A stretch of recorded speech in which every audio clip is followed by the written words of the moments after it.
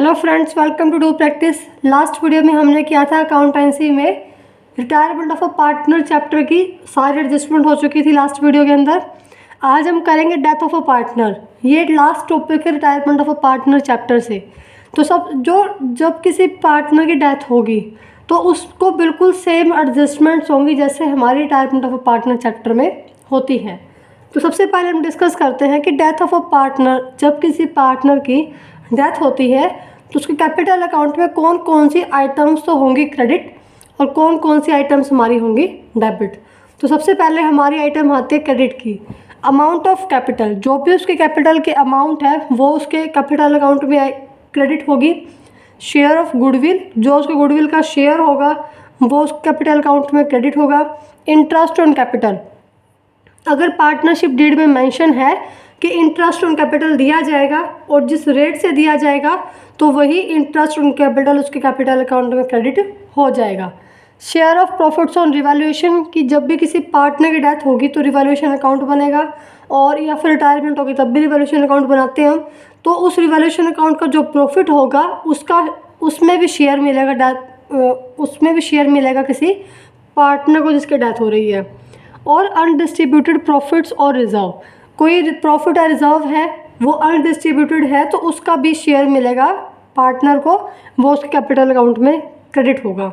Undistributed profit जैसे P&L account का हमारा क्रेडिट बैलेंस हो बैलेंस शीट में, या फिर कोई जनरल रिजर्व है, वर्कमैन कंपनसेशन रिजर्व है, ऐसा कोई भी रिजर्व जो डिस्ट्रीब्यूट नहीं हुआ है वो हमारा कैपिटल अकाउंट में क्रेडिट होगा। जिस भी पार्टनर की डेथ हो रही है उसी कैपिटल अकाउंट में वो क्रेडिट होगा। And share of profit up to the date of death, अभी मान के चलो कि कोई पार्टनर है, अभी जो हमारा फर्म है उसका जो अकाउंटिंग ईयर होता है वो होता है 1 अप्रैल से 31 मार्च, उसका अकाउंटिंग ईयर होता है। और मान के चलो कि 1 अप्रैल से उसने बिज़नेस कंटिन्यू, हमारा फर्म का बिज़नेस कंटिन्यू हो रहा है और 30 जून को उस पार्टनर की डेथ हो गई। तो अभी उसने अप्रैल, मई और जून, मीन्स उसने 3 महीने तो काम किया फर्म के अंदर। उसकी डेथ 30 जून को हुई है तो 30 जून से पहले अप्रैल मई जून 3 महीने तो उस पार्टनर ने उस फर्म में काम किया है ना, तो उस 3 महीने का जो प्रॉफिट होगा उस प्रॉफिट में भी शेयर दिया जाएगा उस पार्टनर को, तो वो भी उसके कैपिटल अकाउंट में क्रेडिट होगा। इसी वजह से लिखा गया यहाँ पे share of profit up to the date of death, तो उसकी डेथ तक की डेट तक का मीन्स 30 जून तक का प्रॉफिट में भी शेयर उसको दिया जाएगा, क्योंकि 3 महीने उसने भी उस फॉर्म में काम किया है तो उसके काम का उसको प्रॉफिट मिलेगा। ये तो थी हमारी आइटम्स जो उसके कैपिटल अकाउंट में क्रेडिट होगी। नेक्स्ट हम करते हैं वो अमाउंट्स जो उसके कैपिटल अकाउंट में डेबिट होंगे। ये थ्योरेटिकल पॉइंट ऑफ व्यू से इंपॉर्टेंट है कि अगर death of a partner point आता है हमारा पेपर में लिखने का तो आप इसको कंप्लीट लिखोगे कि डेथ ऑफ अ पार्टनर में कौन कौन से आइटम्स क्रेडिट होंगी, कौन कौन से आइटम्स डेबिट होंगी। तो डेबिट में होगा सबसे पहले ड्राइंग्स, जो भी इस पार्टनर ने विड्रॉ किया होगा अपने पर्सनल यूज़ के लिए उसको हम ड्राइंग बोलते हैं। तो जो अमाउंट उसने अपने पर्सनल यूज़ के लिए निकाली होगी तो उसको हम डेबिट करेंगे उसके कैपिटल अकाउंट में। और उस ड्राइंग पर जो भी इंटरेस्ट ऑन ड्राइंग चार्ज अभी फर्म चार्ज करेगी उस ड्राइंग के ऊपर इंटरेस्ट, तो जिस भी रेट से फर्म चार्ज करती है इंटरेस्ट ड्राइंग के ऊपर तो वो भी डेबिट होगा। Share of loss on revaluation, जैसे कि उसको प्रॉफिट मिलेगा रिवैल्यूएशन का वैसे ही उसको लॉस भी डेबिट करना पड़ेगा। तो अगर रिवैल्यूएशन अकाउंट से कोई लॉस निकल के आता है तो उसका शेयर उसके कैपिटल अकाउंट से डेबिट हो जाएगा। और शेयर ऑफ अनडिस्ट्रीब्यूटेड लॉसेस, कोई अगर लॉसेस हैं जैसे कि P&L अकाउंट का डेबिट बैलेंस है या एडवर्टाइजमेंट सस्पेंस अकाउंट है, कोई ऐसा भी बैलेंस है जो लॉस है और अनडिस्ट्रीब्यूटेड है तो वो उसके कैपिटल अकाउंट में डेबिट होगा। तो ये हमारी टोटल 6 आइटम्स तो होंगी क्रेडिट और कुछ 4 आइटम्स होंगी डेबिट, जो किसके अकाउंट में होगी, जिस पार्टनर की डेथ हो रही है उसी पार्टनर के कैपिटल अकाउंट में ये आइटम्स तो क्रेडिट होंगी और ये 4 आइटम्स डेबिट होंगी। अब मोस्ट इम्पॉर्टेंट पॉइंट है कि ये जो बैलेंस है, अभी हमने सारा पैसा, देखो ये आइटम्स हमने क्रेडिट कर दी और ये वाली आइटम्स हमने डेबिट कर दी पार्टनर्स कैपिटल अकाउंट में, जो भी जिस पार्टनर की डेथ हुई थी उसके कैपिटल अकाउंट में हमने डेबिट कर दिया। तो जो डेबिट और क्रेडिट कर दिया तो जो बैलेंस आया, अभी मान के चलो कि हमारा ओवरऑल बैलेंस आया कि हमें पेमेंट करनी है उस डेथ वाले पार्टनर को 3,50,000 रुपीज़। कि हमें पेमेंट करनी है। तो अभी उस पार्टनर की तो डेथ हो चुकी है, तो वो पार्टनर का पैसा उस कैपिटल अकाउंट, जो उसका कैपिटल अकाउंट है, वो किस में ट्रांसफ़र होगा? ट्रांसफ़र टू एग्जीक्यूटर अकाउंट, या हम इसको बोलते हैं लीगल रिप्रेजेंटेटिव। मीन्स जो भी उस डिसीज पार्टनर का, डिसीज मतलब जिस पार्टनर की डेथ हुई है, तो जो भी उस पार्टनर का, डिसीज पार्टनर का लीगल रिप्रेजेंटेटिव होगा, जो उसका पैसा लेने वाला होगा, हम उसी के अकाउंट में वो सारा पैसा ट्रांसफ़र कर देंगे। तो जो balance of his capital account, मतलब कि डिसीज पार्टनर के कैपिटल अकाउंट का जो बैलेंस होगा, उसको हम एग्जीक्यूटर अकाउंट में या लीगल रिप्रेजेंटेटिव अकाउंट में ट्रांसफ़र कर देंगे। सबसे बड़ी मोस्ट इम्पॉर्टेंट बात है ये कि जितना भी पैसा होगा डिसीज पार्टनर का, वो सारा का सारा कैपिटल अकाउंट का बैलेंस हम ट्रांसफ़र करते हैं एग्जीक्यूटर अकाउंट में। और फिर एग्जीक्यूटर अकाउंट में ट्रांसफ़र करने के बाद उसके लीगल रिप्रेजेंटेटिव को सारी पेमेंट की जाती है, क्योंकि उस पार्टनर की डेथ हो चुकी है, तो जो उसका लीगल रिप्रेजेंटेटिव होगा उसी को सारा पैसा मिलेगा। सबसे पहले हम जितनी भी एडजस्टमेंट है, जैसे हमने की आइटम्स होंगी क्रेडिट और ये आइटम्स होंगे डेबिट, तो जो भी आइटम्स डेबिट और क्रेडिट होने कैपिटल अकाउंट में, वो तो होगी डिसीज पार्टनर के कैपिटल अकाउंट में, और उसके कैपिटल अकाउंट में सारी एडजस्टमेंट होने के बाद जो बैलेंस आएगा वो बैलेंस ट्रांसफ़र होगा एग्जीक्यूटर अकाउंट में। ऐसा नहीं है कि एग्जीक्यूटर अकाउंट में ही सारा हम एडजस्टमेंट्स करेंगे, एडजस्टमेंट तो उसके कैपिटल अकाउंट में होगी जो पार्टनर की डेथ हो रही है, बट वो बैलेंस हम ट्रांसफ़र करेंगे एग्जीक्यूटर अकाउंट में। एग्जीक्यूटर मीन्स जो डिसीज पार्टनर का पैसा लेगा, जो उसका लीगल रिप्रेजेंटेटिव होगा, तो उसी के अकाउंट में सारा पैसा ट्रांसफ़र हो जाएगा। तो अगर उसको कैश में पेमेंट हो रही है तो ठीक है, अदरवाइज़ जो फर्म है उसको वो 6%, अगर वो लोन में ट्रांसफ़र करती है कैश में पेमेंट ना करके, तो फर्म उसको 6% के रेट से इंटरेस्ट ऑन लोन भी प्रोवाइड करेगी। तो जैसा भी वो क्वेश्चन में हमें गिवन होगा उसके अकॉर्डिंग सेटलमेंट होगी। तो सिंपल सी बात हमें याद रखनी है कि ये 6 आइटम्स तो क्रेडिट होंगी: amount of capital, share of goodwill, interest on capital, और share of profit on revaluation, undistributed profit and reserve, share of profits up to date of death. और ये आइटम्स हमारी डेबिट होंगी: drawings, interest on drawings, share on loss on revaluation, और share of undistributed losses. ये सारे adjustments करने के बाद, सारी आइटम्स को डेबिट और क्रेडिट करने के बाद जो बैलेंस होगा उसको हम ट्रांसफ़र करेंगे एग्जीक्यूटर अकाउंट में या फिर उसके लीगल रिप्रेजेंटेटिव अकाउंट में। नेक्स्ट है death of a partner. Topic में ही इम्पोर्टेंट टॉपिक है कैलकुलेशन ऑफ प्रॉफिट। जैसे हमने किया था कि उसके अकाउंट्स में क्रेडिट होगा share of goodwill, share of revaluation, वो हम सब ने निकाल लिया था, बट एक लास्ट पॉइंट था share of profit on the date up to the date of death. तो वो शेयर ऑफ प्रॉफिट हम कैसे कैलकुलेट करेंगे, जो उसकी डेथ तक की डेट का हमें कैलकुलेट करना है कि अगर वो 30 जून को डेथ हुई है उसकी, तो अप्रैल मई जून 3 महीने का हम कैसे शेयर ऑफ प्रॉफिट कैलकुलेट करेंगे, तो उसकी कैलकुलेशन देखते हैं आप। बाकी तो हमने कर लिया था। तो कैलकुलेशन ऑफ प्रॉफिट, उसके 2 टाइप से हम कैलकुलेशन कर सकते हैं। या तो हम कर टाइम बेसिस पे कि टाइम बेसिस पर कैसे कैलकुलेशन होगी प्रॉफिट की, या हम करें टर्नओवर और सेल बेसिस पर। अब सबसे पहले देखते हैं कि टाइम बेसिस पर कैसे कैलकुलेशन होगी। टाइम बेसिस पर मतलब कि या तो हम लास्ट ईयर्स के एवरेज प्रॉफिट्स को कंसीडर करें कि पिछले 5 सालों में ऐसे एवरेज प्रॉफिट चल रहे हैं, तो इस साल भी इतना ही प्रॉफिट होगा। जैसे कि लास्ट 5 ईयर का प्रॉफिट था हमारा 50,000, तो अभी इस बार भी हमारा 50,000 ही होगा प्रॉफिट। जब हर बार 50,000 की एवरेज आ रही है, तो इस बार भी 50,000 ही होगा। तो हम उस 50,000 को प्रॉफिट मान के उसमें जितना उसका टाइम बनता है उसके अकॉर्डिंग उसको पेमेंट कर देंगे। फॉर एग्जांपल कि अगर मान के चलो 50,000 हमारा एवरेज प्रॉफिट आ रहा है और उसकी डेथ हुई है 30 जून को, तो कितने महीने हो गए हमारे? अप्रैल मई जून, 3 महीने हो गए, पूरे हो गए। तो मीन्स 30 बाय 3/12, 3/12 टोटल मंथ्स 12 होते हैं। हमें देना उसको 3 महीने का प्रॉफिट, क्योंकि अप्रैल में जून उसने काम किया है, तो 3 महीने का हम प्रॉफिट देंगे 3/12, और उसका शेयर मान के चलो 1/3 है। तो हम टोटल एवरेज प्रॉफिट में उसका शेयर देंगे और उसका टाइम बेसिस पर जितना उसका टाइम बनता है उसके अकॉर्डिंग देंगे। तो जितना भी आ जाएगा ये तो उसकी कैलकुलेशन जितनी भी आ जाएगी, मान के चलो 17,000 आ गया, तो जो भी अमाउंट आएगी वो अमाउंट हमारी आ जाएगी। तो या तो हम उसको देंगे एवरेज प्रॉफिट पे, मतलब जितना भी हमारा पिछले सालों का एवरेज चल रहा होगा हम उसी बेसिस पर देंगे कि जितना हमारा लास्ट ईयर भी एवरेज प्रॉफिट इतना था तो इस बार भी एवरेज प्रॉफिट इतना ही आएगा।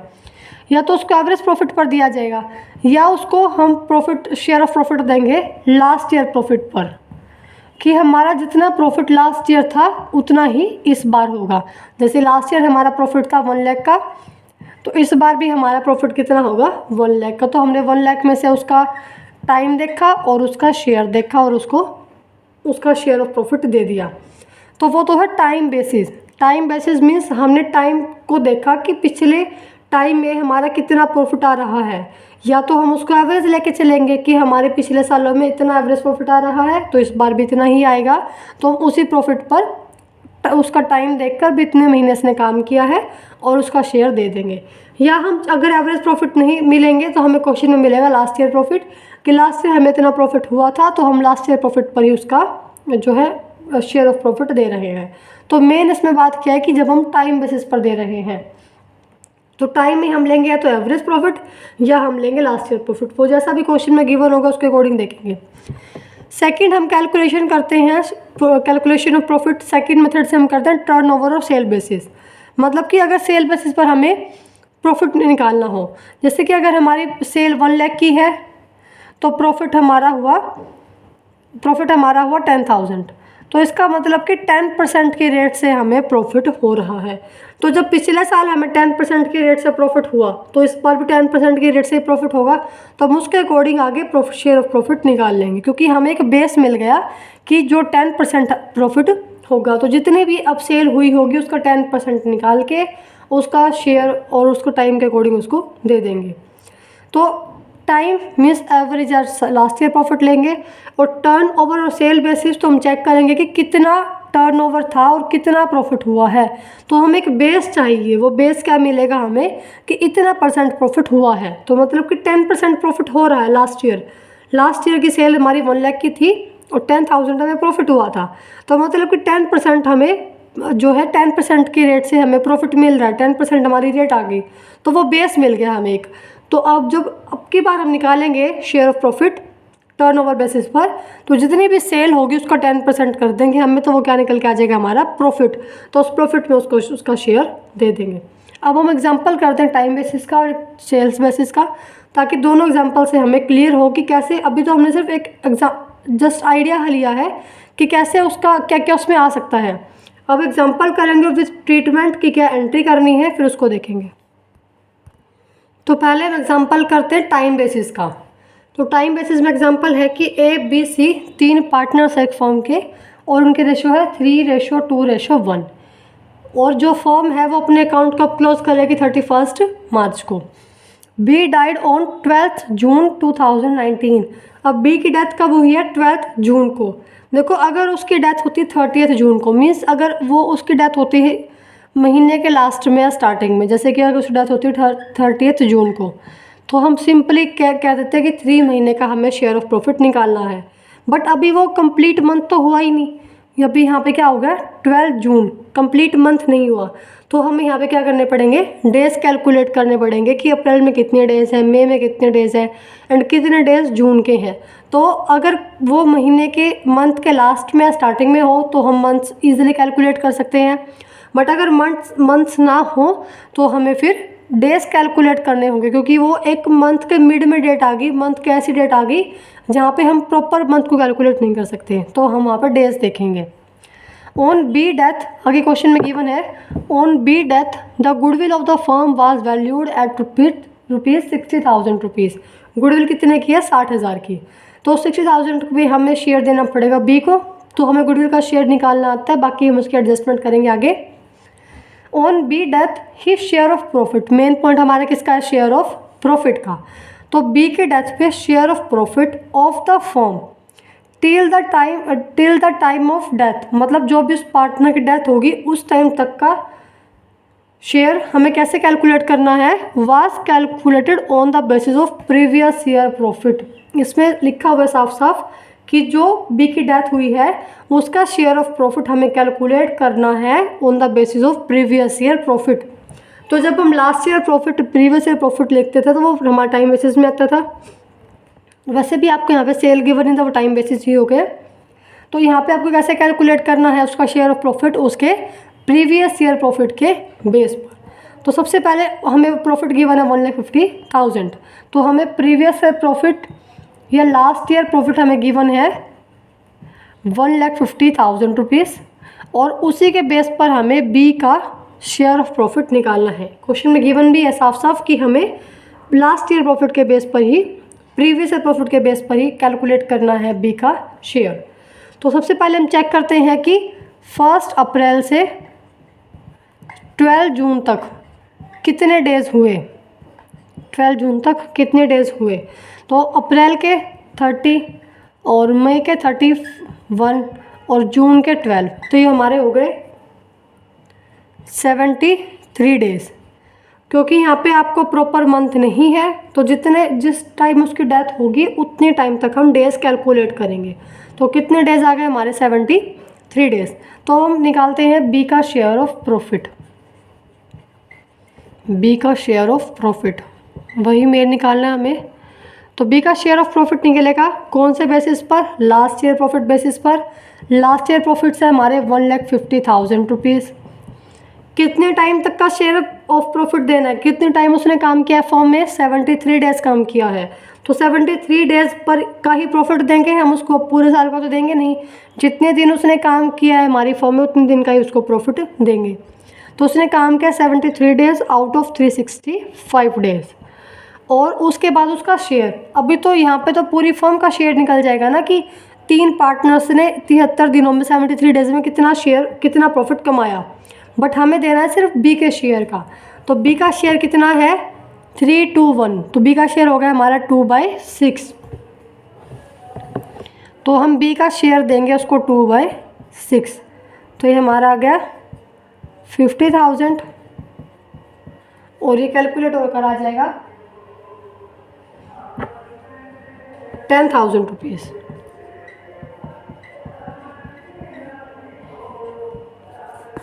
तो बी का शेयर ऑफ प्रॉफिट आ गया 10,000 रुपीज़। हमने कैसे कैलकुलेट किया है, last year profit multiply time और मल्टीप्लाई शेयर। जो भी उसका जितने टाइम तक उसने हमारी फर्म में काम किया है उतने टाइम तक का प्रॉफिट दिया जाएगा, और उतने टाइम तक के प्रॉफिट में उसका शेयर निकाला जाएगा, क्योंकि हम निकाल रहे हैं डेथ डिसीज पार्टनर का शेयर। तो जो पार्टनर की डेथ हुई है उसी पार्टनर का हम शेयर कैलकुलेट करेंगे, तो हमारा आ जाएगा 10,000 रुपीज़, उसी का शेयर उसको प्रोवाइड किया जाएगा। तो अभी हमने बी का शेयर ऑफ प्रॉफिट निकाल लिया है। अब हम निकालेंगे बी का शेयर ऑफ गुडविल, क्योंकि दोनों की हमें एंट्री करनी है। तो बी का शेयर ऑफ गुडविल निकल जाएगा, वो तो हमें ईजिली आता है कैलकुलेट करना।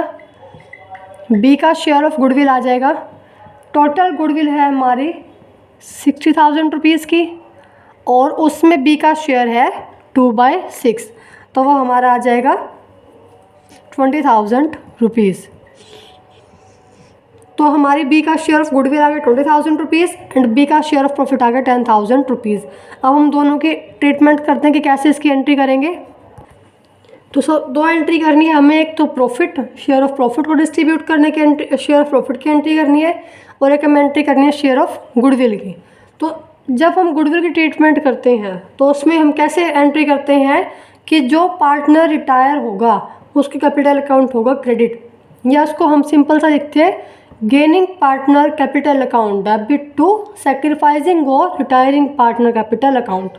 तो अभी देखो यहाँ पे ए बी सी 3 पार्टनर थे और उनके रेशो थे 3:2:1। रिटायर हुआ है पार्टनर, डेथ हुई है पार्टनर बी की। तो बी की जाने के बाद कौन बच गए, ए एंड सी।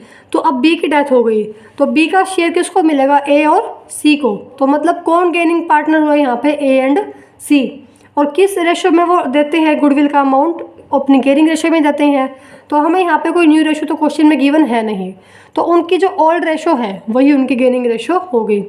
तो मतलब ए और सी की गेयरिंग रेशो हो गई हमारी 3:1। तो सबसे पहले हम ट्रीटमेंट करेंगे गुडविल की। तो गुडविल के लिए हमारी एंट्री होती है gaining partners capital account debit to retiring partner या डिसीज पार्टनर कैपिटल अकाउंट। यहाँ पर डेथ है तो हम deceased partner capital account word use करेंगे। तो गेनिंग पार्टनर्स कौन है, ए एंड सी, तो हमारी एंट्री होगी ए कैपिटल अकाउंट डेबिट, सी कैपिटल अकाउंट डेबिट, क्योंकि दोनों ही गेनिंग पार्टनर हैं। बी के जाने के बाद दोनों को पैसा मिलेगा उनके शेयर का, इसी वजह से वो कंपनसेट कर रहे हैं कि वो डिसीज पार्टनर को पैसा दे रहे हैं गुडविल का। तो हम यहाँ पे लिखेंगे gaining partners capital account debit to deceased partner capital account, और यहाँ पे डेथ किस पार्टनर की है, बी की, तो वही डिसीज पार्टनर हो गया। Deceased partner capital account means B capital account. कितना पैसा देना है उसको गुडविल का, 20,000 रुपीज़। और ए और सी किस रेशो में देंगे गुडविल का पैसा, उनकी गेनिंग रेशो। गेनिंग रेशो हमने कैलकुलेट किया अभी 3:1, क्योंकि नई है नहीं, उसी वजह से जो उनकी ओल्ड रेशो वही उनकी गेनिंग हो जाएगी। तो इसको हमने डिस्ट्रीब्यूट किया 20,000 का 3/4 15,000 एंड 1/4 5,000। सिंपली कैलकुलेट हो गया। हमें एंट्री में याद रखना है गुडविल की ट्रीटमेंट कैसे होते हैं हमारी। Gaining partners capital account debit, जो भी पार्टनर्स गेन करेंगे किसी पार्टनर के रिटायरमेंट के बाद या उसकी डेथ के बाद, तो उनका कैपिटल अकाउंट डेबिट होगा टू डिसीज पार्टनर या रिटायरिंग पार्टनर कैपिटल अकाउंट। तो जिस पार्टनर की डेथ हुई उसका कैपिटल अकाउंट क्रेडिट होगा, उसको पैसा मिलेगा। और कौन देंगे, गेनिंग पार्टनर्स। और किस रेशो में पैसा देंगे, वो जिस रेशो में वो गेन कर रहे हैं, तो मतलब गेनिंग रेशो में ही वो पैसा देंगे रिटायरिंग पार्टनर को या डिसीज पार्टनर को। तो ये हमने कभी किया सिर्फ बी का शेयर ऑफ गुडविल। तो अभी हम मेन जो एंट्री है हमारी, ये तो हम पहले कर चुके थे। अभी जो मेन एंट्री है हमारी, क्या बी का शेयर ऑफ प्रॉफिट के लिए क्या एंट्री होगी, तो बी के शेयर ऑफ प्रॉफिट के लिए एंट्री हमारी होगी, बी का शेयर ऑफ प्रॉफिट है 10,000 रुपीज़ का, तो उसके लिए हमारी एंट्री होगी। सबसे पहली बात कि हम प्रॉफिट को डिस्ट्रीब्यूट करते हैं P&L एप्रोप्रिएशन अकाउंट से, इसको डेबिट करते हैं और जिसको हमें पैसा देना देते हैं। बट यहाँ पे हमें पता होना चाहिए कि बी की जो डेथ है वो 12 जून को हुई है, मतलब कि हमारा जो फाइनेंशियल ईयर है 1 अप्रैल से 31 मार्च का, वो तो कंप्लीट अभी हुआ ही नहीं। जो P&L एप्रोप्रिएशन अकाउंट बनेगा वो कब बनेगा, हमारे एंड ऑफ ईयर में, मतलब 31 मार्च को बनेगा। पहले ट्रेडिंग अकाउंट, फिर P&L अकाउंट, फिर P&L एप्रोप्रिएशन अकाउंट, ऐसा ये सीरीज चलेगी। तो जब 31 मार्च से पहले तो हमारा एप्रोप्रिएशन अकाउंट बन ही नहीं सकता, और उसकी डेथ हो गई हमारी इस टाइम पीरियड के बीच में ही, 12 जून को ही। तो हम P&L एप्रोप्रिएशन अकाउंट तो बना नहीं सकते क्योंकि जब एप्रोप्रिएशन अकाउंट तब बनेगा जब eight the end of year हो, 31 मार्च को ही अकाउंट बनेगा, और वो अभी उसका डेथ पहले हो गई, तो इस वजह से ना तो एप्रोप्रिएशन अकाउंट वर्ड यूज़ होगा और ना ही P&L अकाउंट होगा। तो हम इसके लिए एक नया अकाउंट बनाते हैं, मतलब नया अकाउंट से उसको पैसा देते हैं। P&L suspense account word use करते हैं हम, P&L एप्रोप्रिएशन अकाउंट की जगह हम यूज़ करते हैं P&L सस्पेंस अकाउंट, और उससे हम पैसा देते हैं जो डिसीज पार्टनर है टू बी कैपिटल अकाउंट। कितने अमाउंट पे करनी है, 10,000 रुपीज़, क्योंकि बी का शेयर ऑफ गुडविल 10,000 का था तो वही पे करना है। बस आपको याद क्या रखना है कि हम जब शेयर ऑफ प्रॉफिट डिस्ट्रीब्यूट करते हैं तो हम एंट्री करते हैं profit and loss appropriation account debit to, जिसको भी शेयर देना उसको हम दे देते हैं प्रॉफिट का। बट यहाँ पे एप्रोप्रिएशन अकाउंट तब बनेगा जब ईयर एंड हो जाएगा, और उसकी जो डेथ है वो ईयर एंड होने से पहले ही हो गई है, तो हम एप्रोप्रिएशन अकाउंट नहीं बना सकते ईयर एंड होने से पहले। तो हमें कैसे हम प्रॉफिट डिस्ट्रीब्यूट करेंगे, तो हमारी एंट्री होगी profit and loss suspense account debit to deceased partner capital account. हम यहाँ पे profit and loss appropriation account ना बना के हम यहाँ पे profit and loss suspense account से उस डिसीज पार्टनर को पेमेंट करते हैं। तो याद रहेगा एप्रोप्रिएशन अकाउंट तब बनेगा जब ईयर एंड होगा। तो अब जब डेथ पहले हो गई है तो हम सस्पेंस अकाउंट बनाएंगे और उसी से पेमेंट करेंगे। तो शेयर ऑफ प्रॉफिट के लिए एंट्री होगी हमारी profit and loss suspense account debit to B capital account. अब इसी क्वेश्चन में छोटी सी बात है, वैसे हमारा एग्जाम्पल कंप्लीट हो गया, बट इसी क्वेश्चन में छोटी सी बात है कि अभी यहाँ पे कोई नई रेशो नहीं आई, मतलब कि अभी हमने क्या किया है, एंट्री हमने किया शेयर ऑफ प्रॉफिट की कि P&L suspense account debit to B capital, means या डिसीज पार्टनर, जो भी जिस पार्टनर की डेथ हुई उसी का नाम आ जाएगा। तो अभी यहाँ पे हमने क्या किया कि रेशो थी उनकी 3:1 ABC की, और बी डेथ हो रही है 12 जून को। बट यहाँ पे कोई नई रेशो गिवन नहीं है। जब कुछ नई रेशो गिवन ना हो तो जैसे हम एंट्री करते हैं वैसे करते रहेंगे, P&L suspense account debit to B capital account. But मान के चलो कि क्वेश्चन में हमें नई रेशो भी दे दी कि A और C है वो आगे अपना 1:1 में बिजनेस को कंटिन्यू कर रहे हैं। इस एग्जांपल में हमें कोई भी न्यू रेशो गिवन नहीं थी तो हमने इस वजह से ऐसी एंट्री की। बट अगर क्वेश्चन में हमें न्यू रेशो भी गिवन होती है, मतलब ओल्ड भी गिवन है हमें और बी के जाने के बाद न्यू रेशो भी गिवन होगी, तो हम शेयर ऑफ प्रॉफिट की एंट्री कैसे करेंगे? तो शेयर ऑफ प्रॉफिट की एंट्री उस केस में होगी गुडविल की जैसी। वहाँ पे हमारी एंट्री होगी gaining partners capital account debit to deceased partner capital account. ये दोनों बातें याद रखने वाली है कि अगर हमें न्यू रेशो गिवन ना हो तो एंट्री हमारी होगी शेयर ऑफ प्रॉफिट की P&L suspense account debit to B capital account, ये deceased partner capital account. But अगर हमें क्वेश्चन में एग्जांपल में न्यू रेशो भी गिवन और ओल्ड भी गिवन है तो हमें वहाँ पर एंट्री करनी होगी gaining partner capital account debit to deceased partner capital account.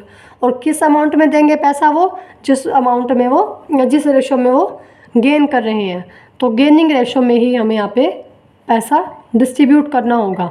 और गेनिंग रेशो कैसे कैलकुलेट होगी? गेनिंग का फॉर्मूला होता है हमारा new ratio minus old ratio. जब क्वेश्चन में हमारे पास न्यू रेशो भी गिवन और ओल्ड भी गिवन है तो हम गेनिंग रेशो कैलकुलेट कर सकते हैं। बट वहाँ पे शेयर ऑफ प्रॉफिट की एंट्री होगी gaining partners capital account debit to deceased partner capital account. वहाँ पे P&L suspense account word use नहीं होगा। ये हमने कंप्लीट किया टाइम बेसिस पर। अब एग्जांपल करते हैं हम, जब हमारी शेयर ऑफ प्रॉफिट हमें निकालना है टर्नओवर बेसिस पर। नेक्स्ट एग्जांपल है हमारा कि जब हमें शेयर ऑफ प्रॉफिट निकालना हो टर्नओवर मीन्स सेल्स बेसिस पर। तो एग्जांपल है कि ABC पार्टनर्स है, उनकी रेशो 3:1 है।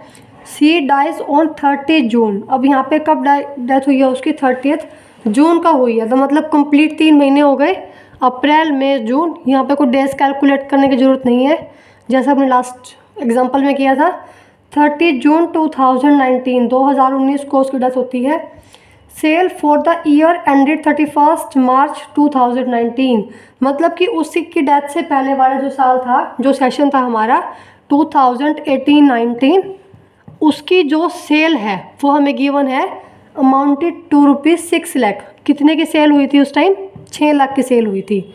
Sale for the year ending, ध्यान से वर्ड पढ़ना है कि जो ईयर एंड हुआ है हमारा 2019 को, वो वाला सेशन की सेल हमें गिवन है 6 लाख रुपए।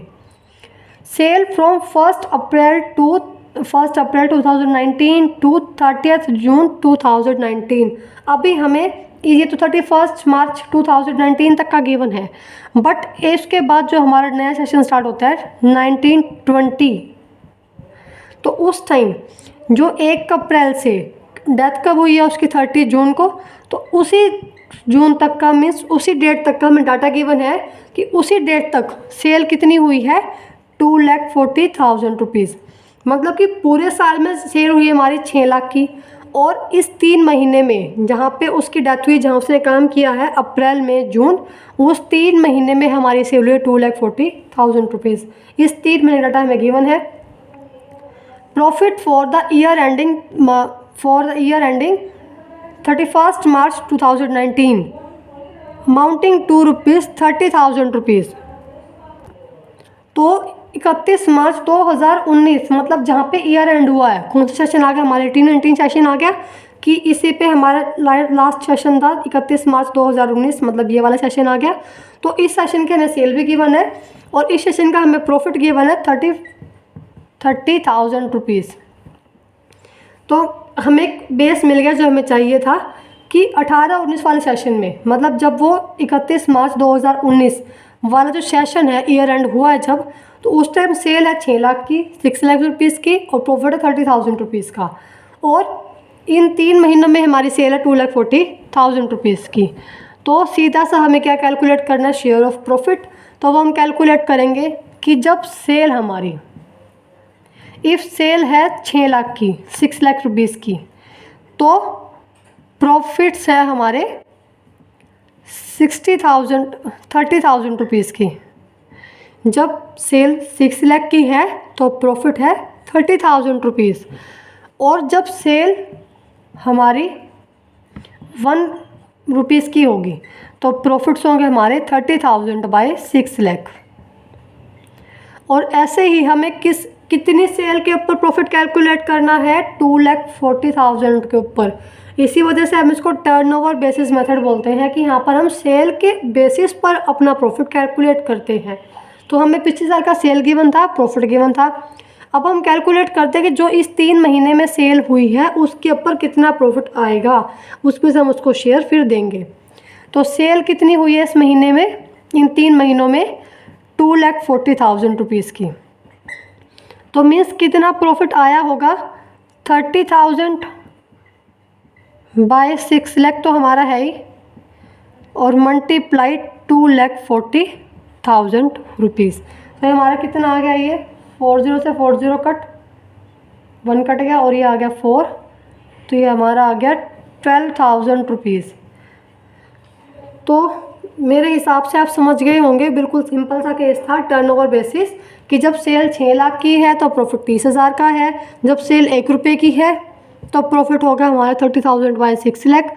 और हमें किसके ऊपर प्रॉफिट निकालना है, अपनी इस 3 महीनों के सेल के ऊपर।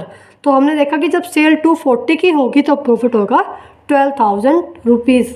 12,000 हमारा क्या निकल के आ गया, इन 3 महीनों का प्रॉफिट। अब हम क्या करेंगे, उस प्रॉफिट में शेयर देंगे डिसीज पार्टनर को। तो हमारा आ जाएगा B share of profit. Total profit in 3 महीनों में 12,000 रुपीज़, एंड बी का शेयर है 2/6। तो बी का शेयर आ गया हमारा 4,000 रुपीज़। सिंपल सा पॉइंट है बिल्कुल, 4,000 रुपीज़ उसका शेयर आ गया। सॉरी, हम यहाँ पे लास्ट एग्जांपल को माइंड में आ गया, बट यहाँ पे डेथ हुई है सी की। तो सी की डेथ हुई है तो यहाँ पे निकलेगा हमारा सी शेयर ऑफ प्रॉफिट, और जो सी का शेयर है वो है 1/6। तो ये हमारी 2,000 रुपीज़ अमाउंट आ जाएगी। तो सी शेयर ऑफ प्रॉफिट आ गया हमारा 2,000 रुपीज़। सी की डेथ हुई है 30 जून को। तो हमारा देखो, हमने लास्ट एग्जांपल में क्या किया था कि हमने पहले प्रॉफिट लिया, फिर हमने उस पर डेज़ लगाए, फिर हमने उस पर शेयर ऑफ उसका शेयर लगाया। बट हमें अब ये वाला लगाने की ज़रूरत नहीं है, क्योंकि जो 12,000 का प्रॉफिट है वो इसको कैलकुलेट करने के बाद आया है। वो इन 3 महीनों का प्रॉफिट हमने कैलकुलेट किया है। जो लास्ट क्वेश्चन में था, लास्ट एग्जांपल में, वो हमें टोटल प्रॉफिट गिवन था, तो हमें वहाँ पे डेज़ भी कैलकुलेट करने पड़े कि इतने डेज़ का कितना आया होगा। बट हमें यहाँ पे पता है कि 12,000 जो प्रॉफिट है वो 3 महीनों का ही है। तो मतलब कि पहले से ही डेज तो कैलकुलेट हो चुके हैं, पहले से मंथ का प्रॉफिट हमारे पास है कि इन 3 महीनों का प्रॉफिट 12,000 रुपीज़ है। हमें सिर्फ किसकी क्या चेक करना है कि उसका शेयर कितना है। तो उसका शेयर है 1/6, तो हमने उसका शेयर प्रॉफिट आ गया 2,000 रुपीज़। तो इसकी एंट्री क्या होगी, profit and loss suspense account debit, क्योंकि जब भी हमें शेयर ऑफ प्रॉफिट बांटना होता है तो हम एंट्री करते हैं profit and loss suspense account debit to C capital account. Amount आ जाएगी हमारी 2,000 रुपीज़। मेरे हिसाब से आप बिल्कुल समझ गए होंगे, क्योंकि हमने बिल्कुल डिटेल में एक्सप्लेन किया और death of a partner point को और एक ही वीडियो में कवर किया है। टोटल हमने इसमें 2 पॉइंट से calculation of profit time basis पर होगा, तो हमने वो भी एग्जांपल डिस्कस किया है। उसमें अगर न्यू रेशियो गिवन होगी तो एंट्री होगी gaining to deceased partner capital account. Gaining में पैसा डिस्ट्रीब्यूट हो जाएगा गेनिंग रेशियो कैलकुलेट करने के बाद। और अगर हमें गेनिंग रेशियो गिवन नहीं है, अगर हमें न्यू रेशियो गिवन नहीं है, सिर्फ ओल्ड ही गिवन है, तो हम एंट्री करेंगे P&L suspense account debit to deceased partner capital account. Suspense account हम बनाते हैं क्योंकि हम प्रिपरेशन अकाउंट उस टाइम नहीं बना सकते। Preparation account at the end of year ही बनता है। तो death of a partner complete हो गया, साथ साथ retirement of a partner chapter complete हो गया है। अगर आपको इस पूरे चैप्टर में कुछ भी डाउट है, कुछ भी, तो आप कमेंट कर सकते हैं। कमेंट सेक्शन आपके लिए ही है। बाकी आई होप आप सबको समझ में आ गया होगा कंप्लीट चैप्टर। हमने इसकी प्लेलिस्ट बना रखी है, तो आप वहाँ पे जाके आराम से एक वीडियो चेक कर सकते हैं। और अगर आपको किसी भी वीडियो में किसी भी टॉपिक में कुछ डाउट है तो आप कमेंट में पूछ सकते हैं। और अगर आपको वीडियो पसंद आ रही है तो वीडियो को लाइक करें, ताकि हमें थोड़ा मोटिवेशन मिले कि हाँ आपको समझ में आ रहा है। हमें कमेंट में बताएं कि आपको कौन सा टॉपिक में ज़्यादा इंटरेस्ट को ज़्यादा अच्छा लगा हमारी वीडियोस का। और चैनल को सब्सक्राइब करें, वीडियो को शेयर करें, सब्सक्राइब करके बेल आइकन प्रेस करें ताकि आपको आने वाली वीडियो की नोटिफिकेशन मिल जाए। और वीडियो को लाइक करना ना